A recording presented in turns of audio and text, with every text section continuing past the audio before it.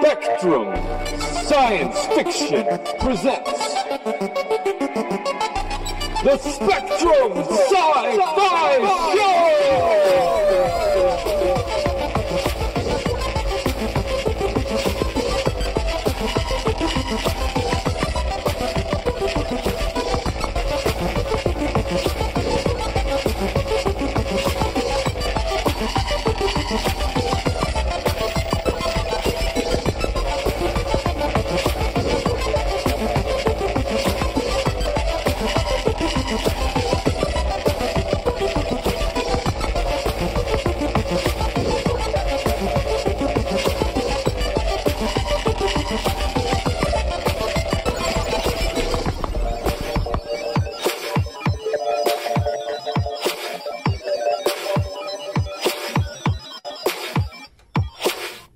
Hi and hello. Thank you for listening. My name is Keith Vaudry, and you're listening to the Spectrum Sci-Fi Show here this Friday night. Dimension X. Dimension X is what you just heard. That's going to come up in a minute. We have Dimension X episode Mars is Heaven tonight. That is what we're going to play. Mars is Heaven. I do not pre-screen these shows. I have no idea what it's about. I will be listening in with you, and that'll be fun. Aren't we excited about that? So, without further ado, we're going to dive right into that episode. Thanks again for listening to the Spectrum Sci-Fi Show. I'll have a little bit of entertainment news, some things like that coming up. We're going to talk a touch about Alien Covenant. We're going to talk a little bit about Guardians of the Galaxy Volume 2. Maybe something about the video game Prey that came out recently and some of the reviews it's gotten. Yeah. So, Spectrum Sci-Fi Show. Thank you for listening. Up now, Dimension X. X.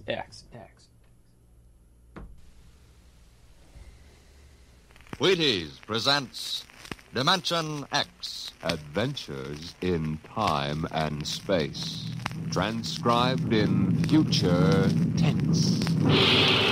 Dimension X. On stage tonight, Dimension X. Another in the Wheaties' big parade of exciting half-hour presentations. Say, tomorrow's Saturday, you know, and maybe you don't have to show up for work. A whole swell summer day for just what you want to do. So, start off with a big holiday bowl of Wheaties at breakfast and just see how it sparks up the morning. Wheaties are whole wheat, you know, and I don't have to tell you what good, sturdy nourishment that is. So, if you got fish to catch or golf to play or maybe a hike to take, just see how Wheaties can make it all a lot more fun. You know why? Why, lady, mister, it's just because you feel good when you've had your Wheaties. This is ridiculous. Wheaties is not a sponsor of WRUU or this podcast. So, yeah. I guess I can't tell you not to eat them. If you like them, do your whatever. Back to the show. When the first space rocket lands on Mars, what will we find? Will we be welcomed with open arms, or will the Martians treat us as invaders? Only one thing is certain. Someday a giant metal ship will take off from Earth to travel through the black velocities, the silent gulfs of space, to descend at last into the darkness of the upper Martian atmospheres. And on that day, man will finally know the answers. The day we first land on Mars.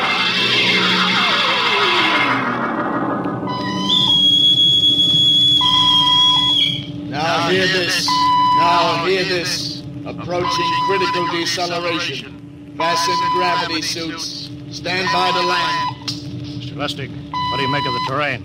There seems to be a heavy ground, Miss Captain. We won't be able to use our infrared lights. And we'll have to come in on radar. Wasn't that a little risky, sir, landing in the dark? I'd rather run the danger of a blind landing, Lieutenant, than come in without the cover of darkness. Remember, we don't know what kind of reception is waiting for us down there. Airspeed 500. Altitude now 4,000. Bridge to engine room. Stand by for deceleration. Engine room, aye. Fire forward tubes 1 and 3. Aye. Skids down. Skids, check. Altitude 500. 4. 350. 3. Up a point now. All right. Let's set her down. Look out! Cut the power. Masters, pipe battle stations. Aye, sir. All secured, sir. Well, we're on Mars. April 20th, 1987. 4:33 Greenwich time. Enter that in the log, Masters. Aye, sir. Well, gentlemen, it's less than 2 hours till dawn. As soon as it's light, we'll send out a landing party. Masters, get me an all-over hookup. All set, Captain. Now hear this. Now hear this. All right, men. The smoking lamp is lit. We're 17 men on an alien world. And it's up to us whether we ever get home again. Next few hours should tell the story. And I want instant obedience to all commands. I'll court-martial the first man who doesn't jump to when he's ordered. And one other thing. We may be on Mars, but this is still a United States naval vessel. Officers will conduct a personal and weapons inspection in 1 hour. That's all. Inspection, Captain. Now? Mr. Lustig, we've got an hour and a half to sweat out before we find out what's outside that airlock. I'd rather have a man worried about his stripes than about what's waiting outside on Mars.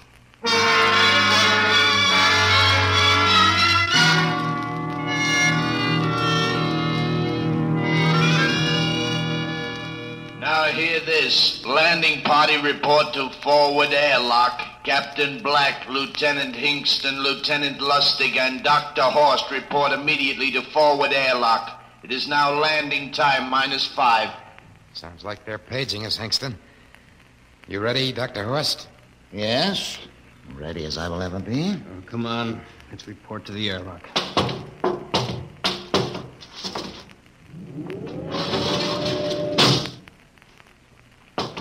Four minutes to go. Hey, where's the captain? Who knows? What difference does it make?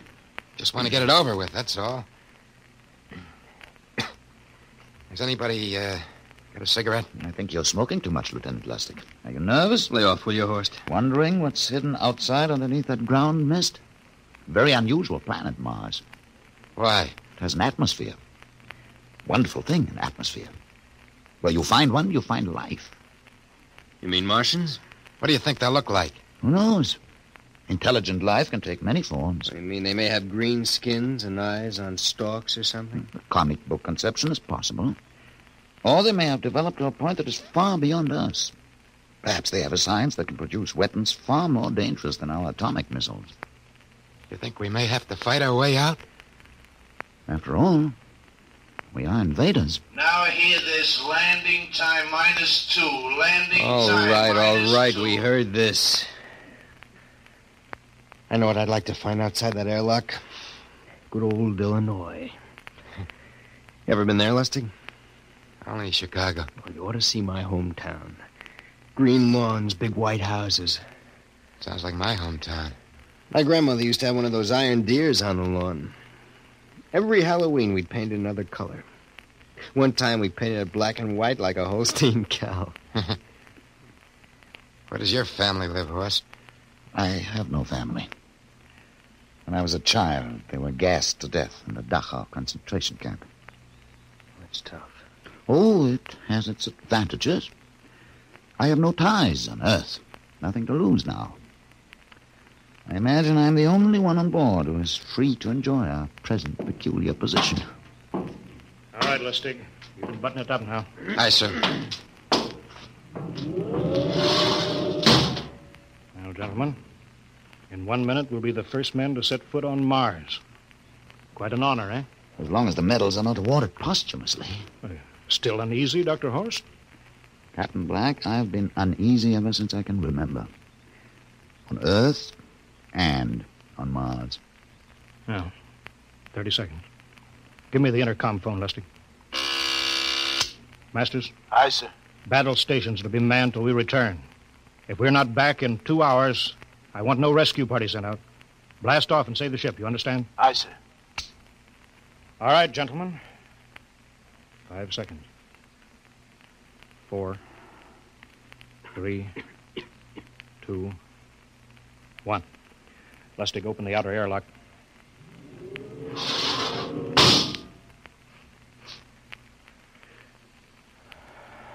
Fresh air. Let's go. Hold it now. It's too dark to move fast. Quiet, isn't it? Not even a wind. You can't see anything through this ground mist. Quiet. We don't know what's out here. Come on.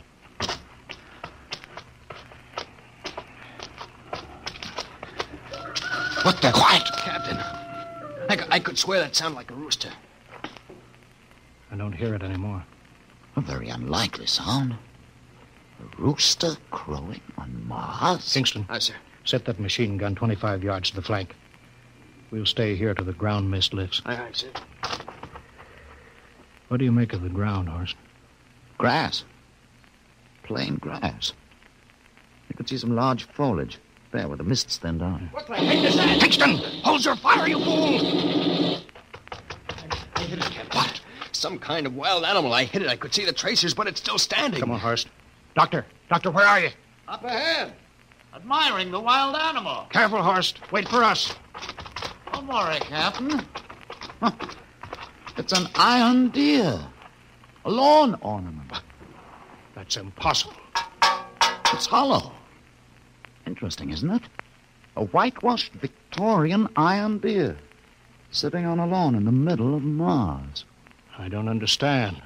Look around. The mist's lifting. Captain, look there. A house, a regular old-fashioned house. On Mars. Good Lord. I haven't seen carved scrolls and gingerbread like that in years. Look at that port swing. The geraniums. There. I told you it was a rooster, Captain. Give me the glasses, Lustig. I want to take a look through that front window. What? There's an upright piano. Some sheet music on it. Lustig, it's beautiful Ohio. Beautiful Ohio? That can't be. Look here, Horst. Do you think that civilizations of two planets could be identical? I don't know. That specific variety of geraniums is only 50 years old on Earth. Is it logical they should develop in Mars? How about that port swing and that piano and beautiful Ohio? No, it's impossible. Captain Black, this looks like the town I was born in. Well, it looks like my hometown, too. I've thought of something, sir. It's the only solution. Maybe we're not the first ship to reach Mars from Earth. That's the only answer. That's impossible, Lustig. There's been space travel that couldn't be secret. Do you have any idea what ships cost, what industrial power is needed? There's got to be some logical reason. Captain, I think perhaps we might find out. A light just went on in that house. Kingston, cover that door with the machine gun. Aye, sir. Come on, Horst. We'll ring that doorbell. There's got to be a scientific answer to all of this.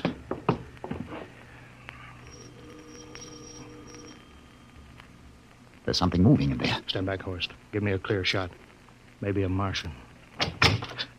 Can I help you?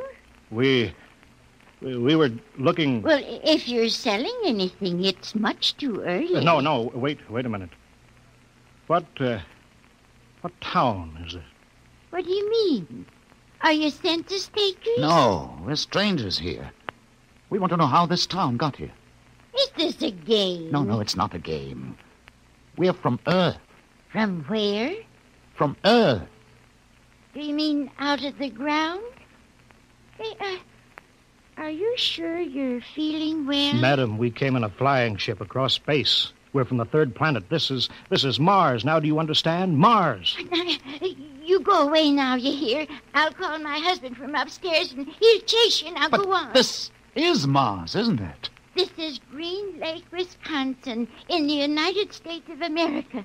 Bounded on the east by the Atlantic and on the west by the Pacific. Now, go away. Goodbye. Horst, do you suppose it's really possible? I've got to find out more about this. For the last time, now, go away. Pardon me, madam. What year is this? Year?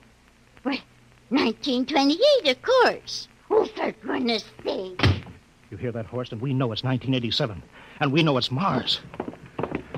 Is it possible that we got fouled up, made some tremendous blunder, and circled around and landed back on Earth? In 1928? Well, maybe some switch in time or dimension. Could we have shifted somehow, gone backward in time? Horst, it won't hold water.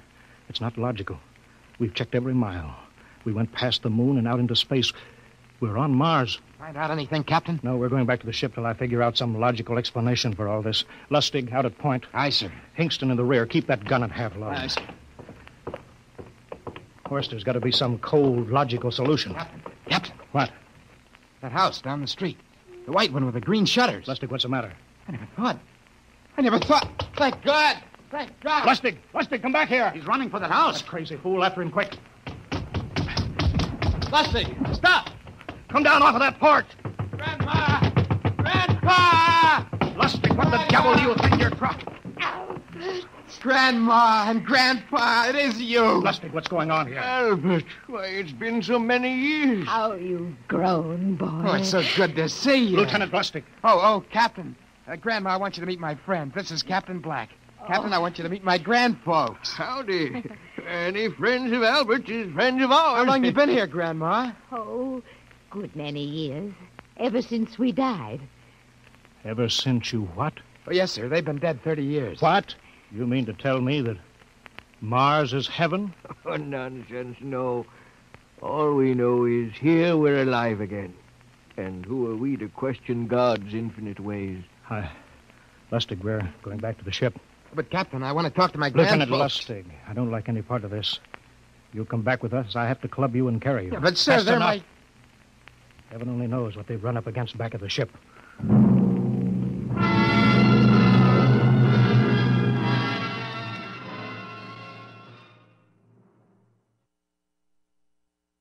All right, and we're back.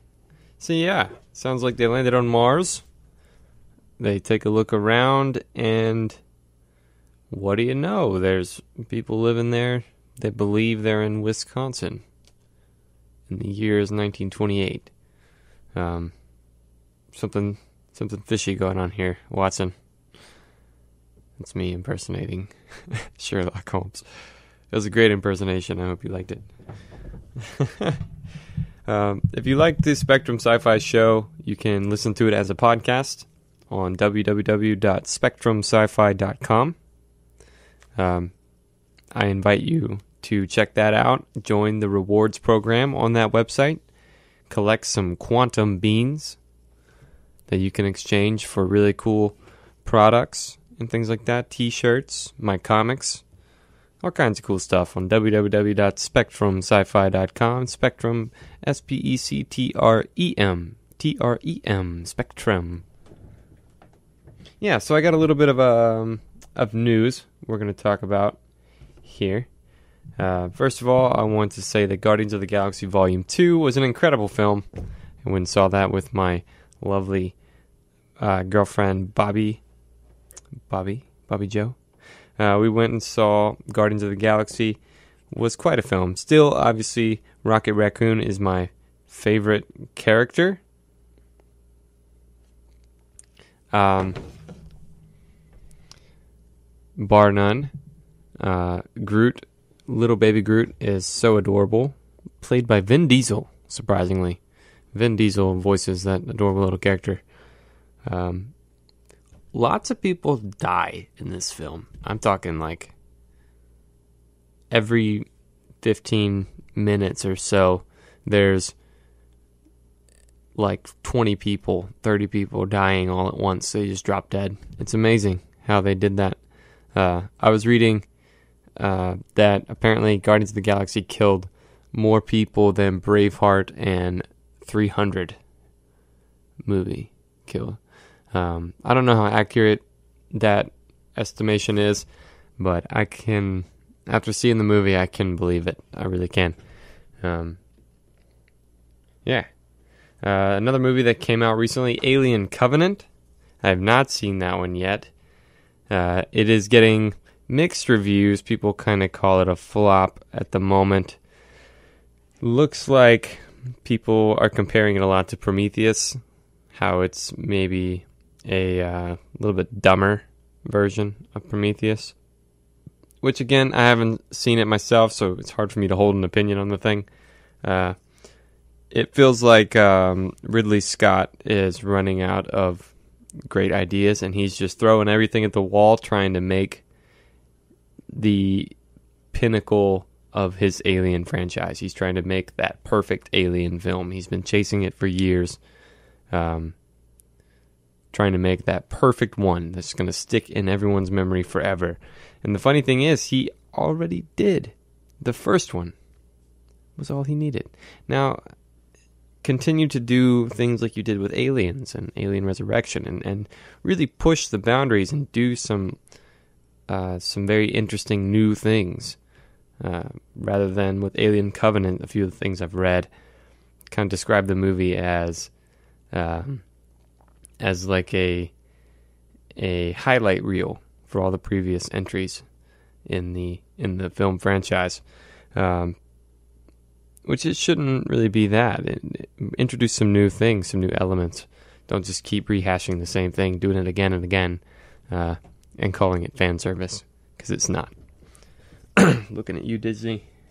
Anyway, also, I've got 8 sci-fi shows here, according to IGN, Matt Fowler over at IGN.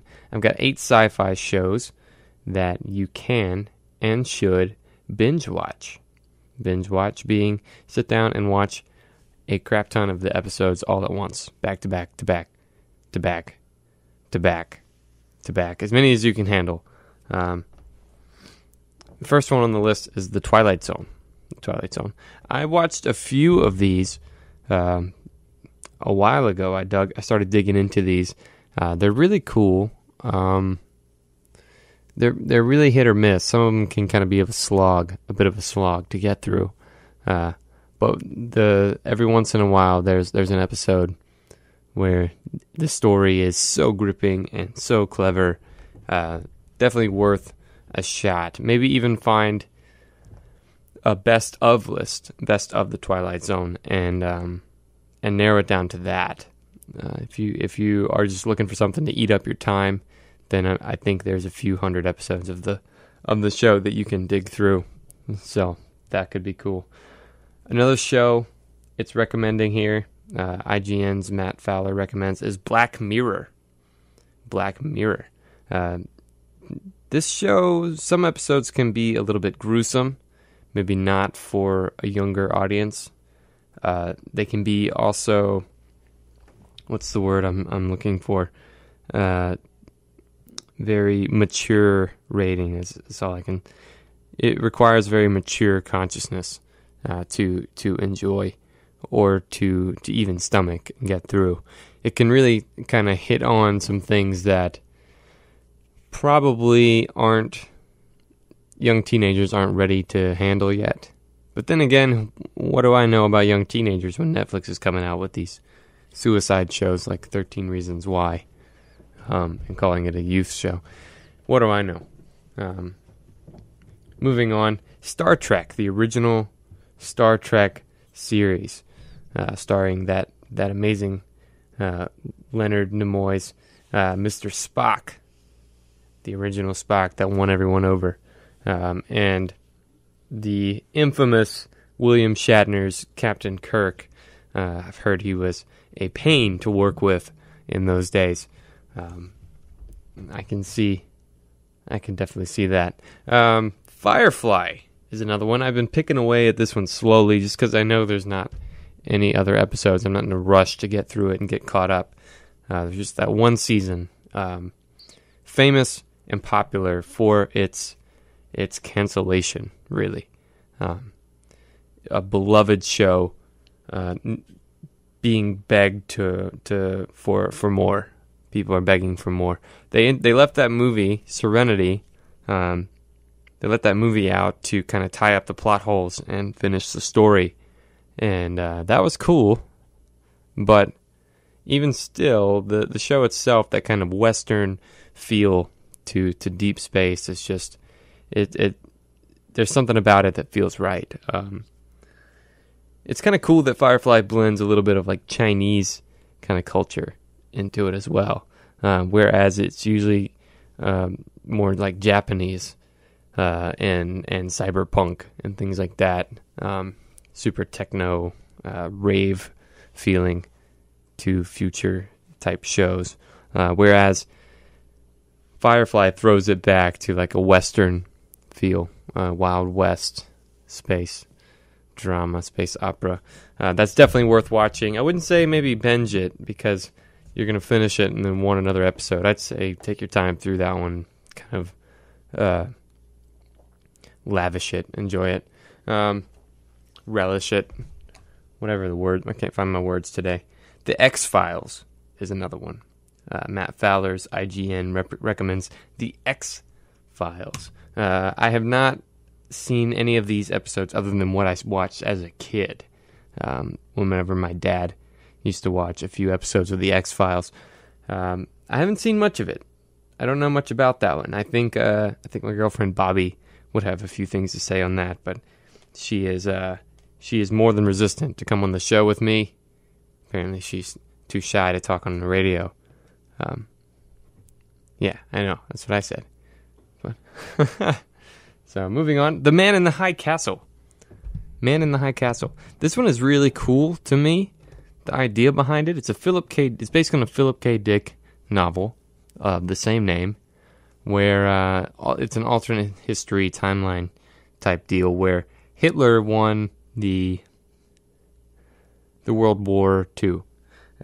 So what's left over is this weird neo-Nazi world. And apparently it's not necessarily science fiction to begin with, but it kind of delves deeper into that when you start getting into multiverse and multi-dimensions and things like that.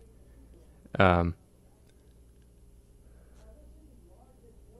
don't know if you can hear that, but there's a tour going on outside, and the guy is basically shouting. I think my mic is picking him up. It's crazy. Doctor Who. Doctor Who is another television show worth streaming. Doctor Who, you've probably heard of that one. No need for me to describe that to you. It's a time-traveling alien who has two hearts.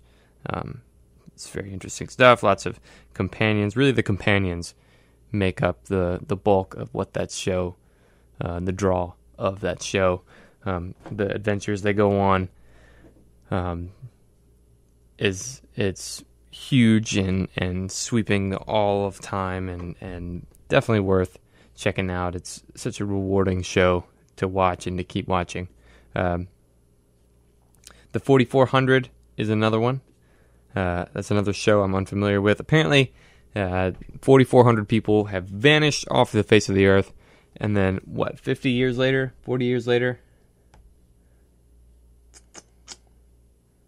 decades later, they reappear on Earth just as they were.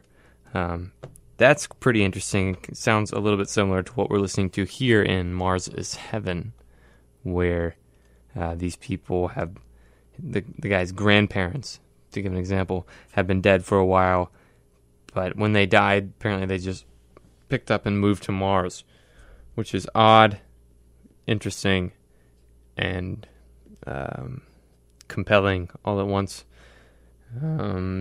So 8 sci-fi shows to maybe check out and watch and binge right there. So that's cool. And a couple other shows that maybe aren't as readily available, but are pretty cool. The Expanse I've been watching. That's a good one. It's really political space kind of thing where the lower class people are living around like the asteroid belts and mining asteroids and living out there to provide resources for and trade for the Earth colony, which is basically the richest of the rich. And then the Martian colony, which is pretty much a military outpost at this time. Really cool stuff.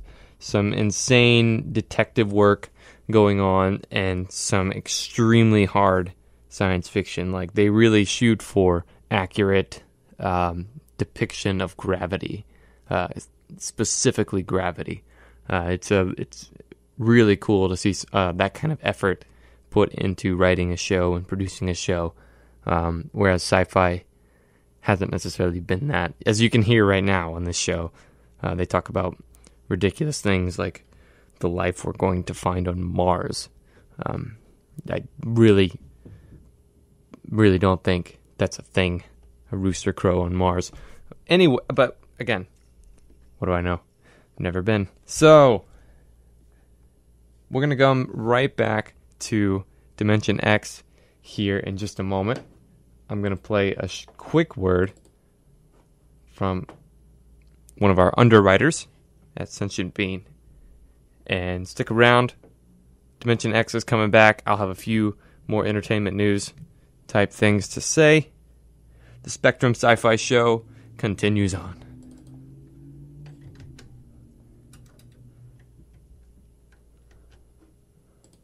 This portion of WRUU-LP Savannah Soundings programming is made possible by a grant from Sentient Bean, offering fair trade coffee, vegan and vegetarian food, and breakfast all day.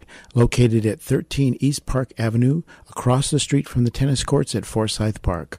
Our menu and special events listings can be found at sentientbean.com.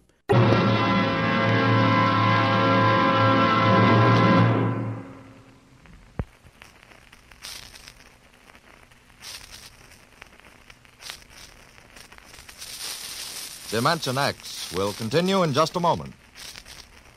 Well, now let's come back to Earth for a moment. And what's more appropriate than Wheaties and baseball? You'll see what I mean as I introduce Ed Prentice, who has As I said before, Wheaties has nothing to do with WRUU or the Spectrum Sci-Fi Show podcast. It's just something we got to deal with at this present moment because these shows are from the 1950s, and apparently the advertisements survived this 60-year-old radio show, which they're hilarious. But the legality of it, allowing it to play here, I'm not really sure how that works, to allow it to play a 60-year-old commercial on our current radio station, which is non-profit. It's weird. I don't know. It's confusing. I sure like milk and fruit. You know, Luke, that's exactly what I hear from a lot of ball players and plenty of other people, too. No wonder they call Wheaties the breakfast of champions. We don't call it that. Well, thanks, Luke Appling and Ed Prentice. You know, folks, you may not I think Snickers took on the Breakfast of Champions. Right? So, try 'em. Wheaties, that is. Or is that You're Not You When You're Hungry? It's a Snickers? Help at 11. I don't know. Back to Dimension X.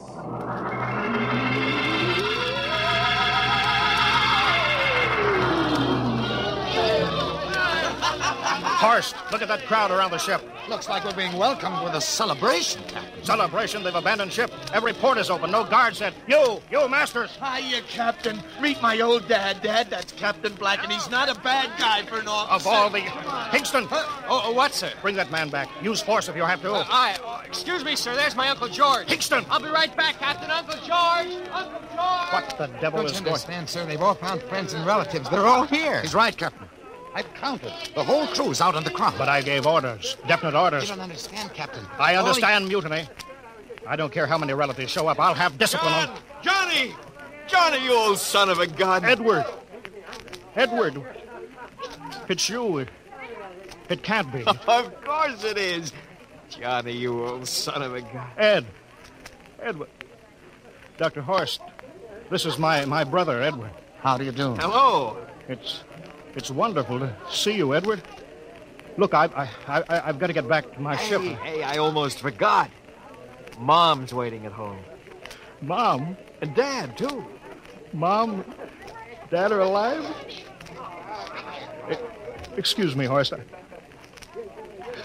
Then you're real, Ed. Don't I feel real? How's that, huh? Ed. Hey, we've got lunch for you, Johnny. Mom's making corn fritters. Dr. Horst, haven't you found anybody? No, Captain. I have nobody. Then you come on home with me, right, Ed? Sure, you bet. Horst, you wouldn't believe it, but it's been 35 years since I had Mom's corn fritters. By George. 35 years.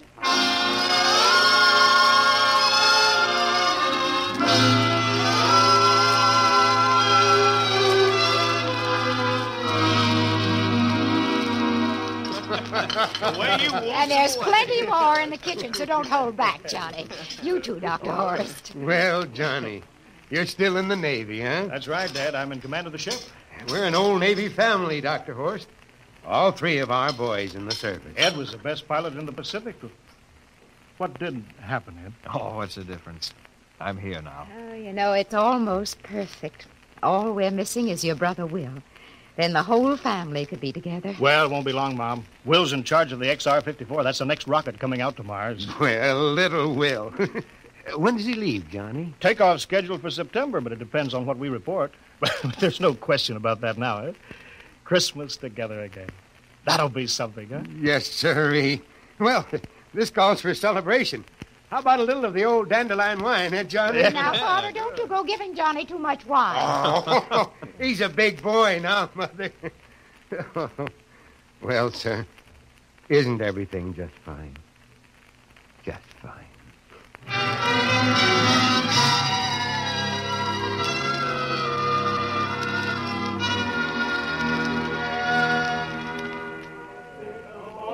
The candlelights are gleaming on the banks of the Wabash, far away. Hey, we have play another song. Sure, what do you have?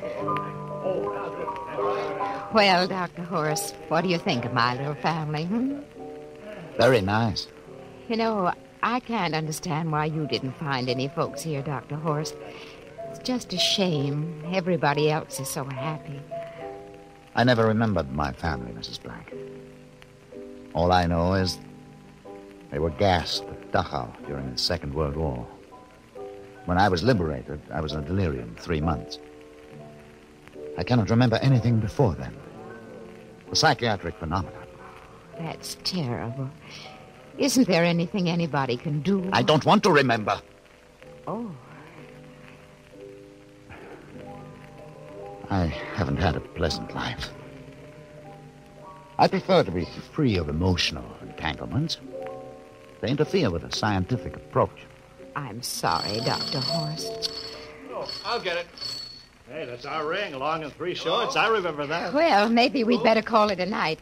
You must be getting tired, Johnny. I'd better be going back to the ship. Oh, nonsense. You stay the night. We insist. Oh, I just couldn't rest thinking of you all alone on that ship. Oh, I'll be all right. Well, good night. Oh, wait a minute, Dr. Horace. That phone message was for you. Me? Yes, that's right. A message from Anna. Anna? I don't remember any Anna. She asked if you were better. Perhaps she's someone you knew at Dachau. Anna? She said she's coming over here first thing in the morning. So you'll have to stay over. Yes, well, that but... settles it then. You stay here, Horst. You can bunk with me in my old room. Oh, but Johnny, we thought you'd like to be with Edward. So you could talk the way you used to. Well, we can't put Dr. Horst on the daybed. I think we better share the room tonight. There'll be plenty of time for talking, Ed. I guess so. Well, I suppose I better drop back to the ship. You know, Ed, security check. Well, why do you have to do that here? Well, I don't know. There's no good reason, I guess. Well, suppose we skip it tonight. Oh, sure. Good night, everybody. Oh, it's good to have you home, Johnny. It's good to be home, Mom.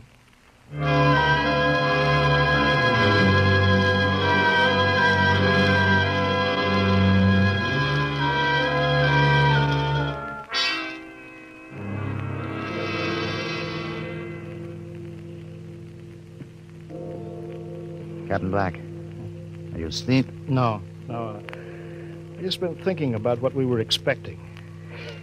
Green-skinned Martians with eyes on stalks. All the time there was only Mom and Dad and Edward waiting. It's funny what tricks your imagination can play on you. Yeah, I guess Mars is heaven, Horst. I've been thinking about Martians, too. Captain, just suppose there were Martians, and they saw us land. Suppose they thought of us as invaders. What would be the best weapon they could use against our atom bombs? I don't see what you're getting at. They would want to disarm us first, to wipe out all suspicion, to make us feel at home. But suppose this house isn't real. Suppose the people are just images, stolen from our own memories by Martians, created for us by telepathy, hypnotism. That's the craziest theory I ever heard. Maybe that's why there was no one for me. Because in all my life, there is no happy memory, no real loved person. How about that phone call from Anna? Yes. Anna. I didn't remember who she was, but I do now. I just remembered. When I was freed from Dachau, sick, delirious, I raved about a wonderful, kind nurse named Anna that took care of me. There you are. It's logical. She's coming to see you tomorrow. But there was no Anna. I'd be nursed by a man. What? Anna was only a dream. And there's only one way they could have learned about her. By reading my subconscious mind. But that's impossible, Horace. Why? The whole crew was thinking of home. Suppose the Martians read our minds. Yes, but if there are Martians... If there are, they have us separated. Each man in a different house. Sleeping. Trusting. No one at the guns. I left my pistol downstairs. Do you think there's something to this, Horst? It's a... Who would suspect his own mother? His grandparents? How easy. Just a knife in the heart of each sleeping man. It's impossible, Horst. We've got to get back to the ship. Listen. The crickets have stopped. Come on. We don't know when they change back to whatever they really are. Where are you going, John? Ed, well, we wanted to drink of water. That's all, Ed. You're not thirsty, John. You don't want to drink. You don't want Look out! to drink. His face, it's changing! And his hands, he's a Martian! Run, Horse! Get Run! away, John. You can't get away. This way, Horse! Can't get away. Horse, where are you?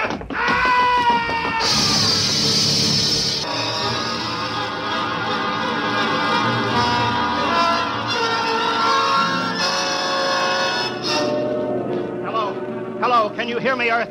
This is Captain John Black, the XR-53, calling from Mars. I've locked myself in the ship, but they've crippled it. I can't take off or fire the guns, and they're coming for me now, the Martians. I'm all alone here. All the rest are dead. Hinkston, Lustig, Dr. Horst. Poor Horst, he didn't even reach the door. Listen, they're trying to break through the hull now. Edward and Mom and Dad and all the folks. But they're changing now. Melting and changing back into... They're Martians. Can you understand me? Martians, not men. They made us think that Mars was heaven, and we fell into the trap. Can you hear me, Earth? You've got to stop the next rocket. Tell my brother Will. Tell my brother Will not to come. They'll trap him, too. They'll kill them all. Hello, can you hear me, Earth? This is John Black on Mars. Hello, Earth. This is John Black on Mars.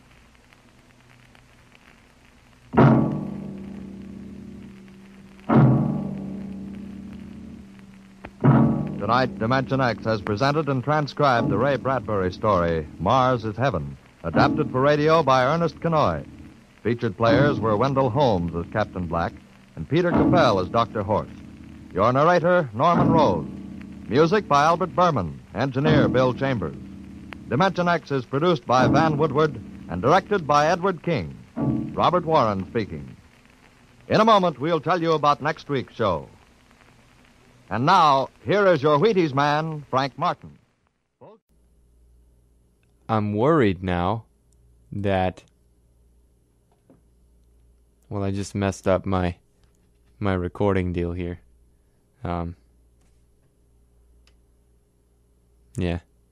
I've been recording the whole thing to make a podcast, and now I just messed it all up. Whatever, we'll deal with that in a moment. Okay. A little bit of news for you guys. Some entertainment stuff. Thank you if you're still tuned in. I appreciate it.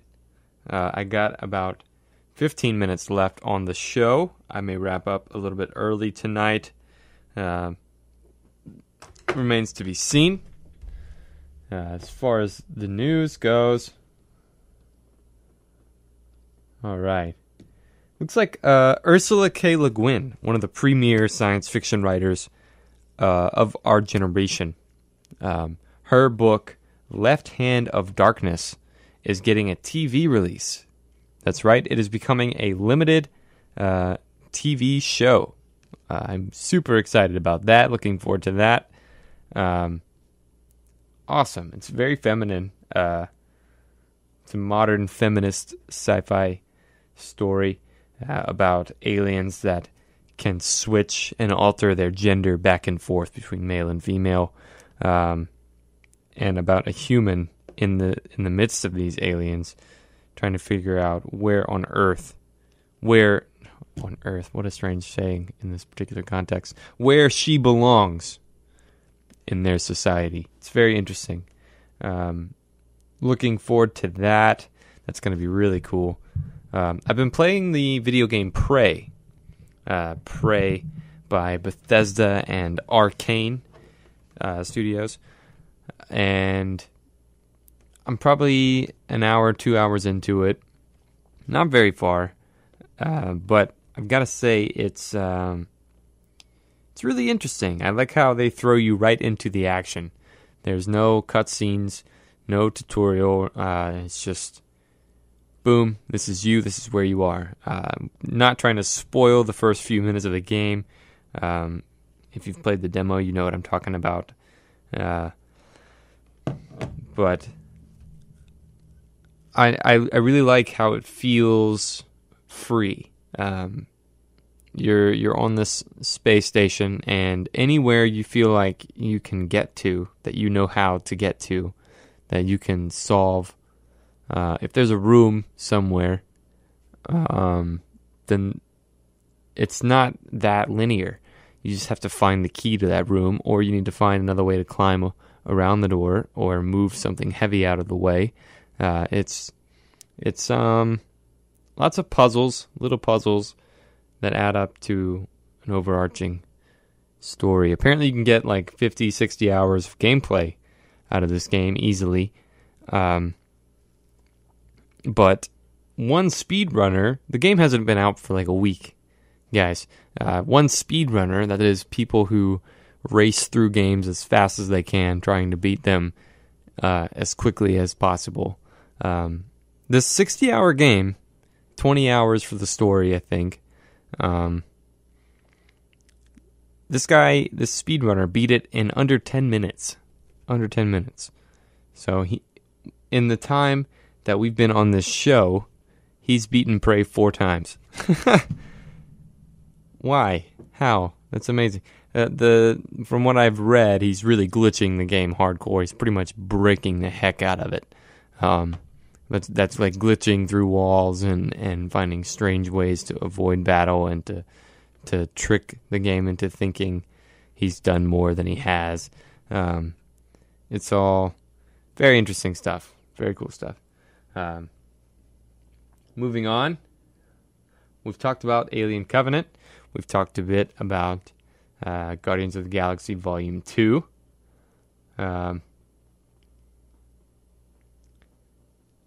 Let's see what I've got here.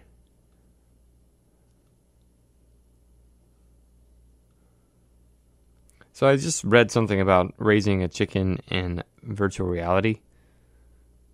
Apparently that's a thing. You put like a little headset on your chicken, and it's raised in VR. It's kind of funny. Interesting. Funny.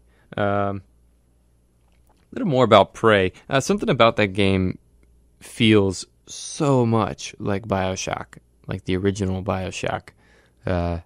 It's uncanny how that feels to play. It's like walking down a road I've been before. It's really odd. It's like, to put it in video game terms, it kind of feels like that original BioShock game meets like Alien Isolation, if you ever played that. It's kind of a slow, roundabout, type walking around a space station, killing things game. Rather, it's not super high intensity. I have jumped a few times so far, out of fear. Some things that I knew it was a mimic. I knew it was a mimic, but it just didn't register. I saw it become some random. So there's these aliens in this game. They're called mimics. They're called that, I suppose, because they can mimic. See the words there. They can mimic other. My words aren't working today. Inanimate objects. They can mimic inanimate objects. For instance, the one that scared the crap out of me, I was walking up and this thing mimicked like a trash can that was standing right next to it. I thought it was like some kind of texture pop-in that happens in video games, but I saw it happen, and then I walked up and it jumped out and attacked me, and it scared the crap out of me, and I cussed loudly into the darkness of night. But hey, it's a cool game. It's a cool game. Usually the mimics, you can tell that they're hiding, especially when weird things like that don't make sense, like 3 coffee cups sitting right next to each other on a coffee table with only 2 plates or something like that. Something, just little things like that you can kind of tell it's not real. Definitely worth maybe playing that game. At least checking out the demo for sure is something to do. I should remind you again that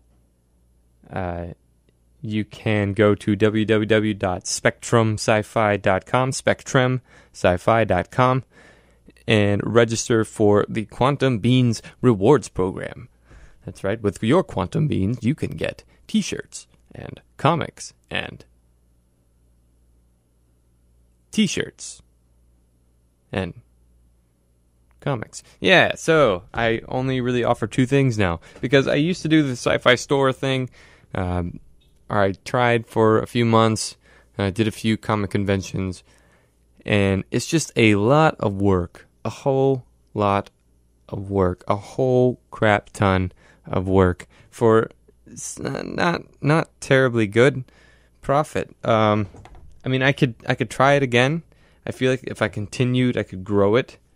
But other than my own volition, there's not much support happening for it around me. And really, I get more validation, more sense of accomplishment from creating the comics and seeing those kind of flourish and become a thing. So, yeah, I've been working on comic number 4. Issue 4 of Residents of the Machine will be out fairly soon. I'm about halfway through the artwork for it, and then I have to do the text and things like that, the dialogue and all that jazz. I have to break it down and turn it into panels, but clean it up a little bit. But I'm coming along with that, and I'm liking where the story's going with it. It's very, it's kind of pushing me toward a certain direction. I think I may do a spin-off with one of the characters and have a webcomic only that runs alongside the print comic that is Residents of the Machine. This spin-off, this webcomic born of Residents, would be called, and I tell you this because we're coming up on Mother's Day here Sunday, this spin-off comic would be called Mother. And the idea behind Mother is one of Magnus's, that is my sentient starship, the main character of Residents of the Machine. One of his characters has built for, one of his androids has built for itself its own starship body that it possesses as its consciousness, its mind, and sets off on its own adventure. And this one will be much darker, much deeper into the idea of what does it mean to be what you are. It's kind of what I'm shooting for. This play on consciousness and where it comes from and what it does and how it affects choices. And what does it mean to be human? What does it mean to be alive at all? Those are some themes that I'm working with. And I'm trying to keep Residents of the Machine somewhat all ages friendly because my little 8-year-old niece loves them. She loves the artwork. She's like, I like the aliens, is what she told me. So that made me feel amazing on the inside. So, yeah. I'm looking forward to that, to continue that story, keep digging into it, and I have a little bit of an outline. There's some weird time travel and stuff going on that's going to be more apparent the deeper we get into this series. And I'm also thinking of doing a Kickstarter or a Patreon or something like that. So keep an eye on that and keep listening to the Spectrum Sci-Fi Show podcast and radio show here on WRUU. And we'll get some news on that coming along. All right, it's 5:56. I'm more or less out of time here. I've got about 4 minutes, but I've pretty much gone through everything I had to talk about. So we're going to close it up and get the rest of the night rolling on here. Thanks again for listening. My name is Keith Faudrey, and this is the Spectrum Sci-Fi Show.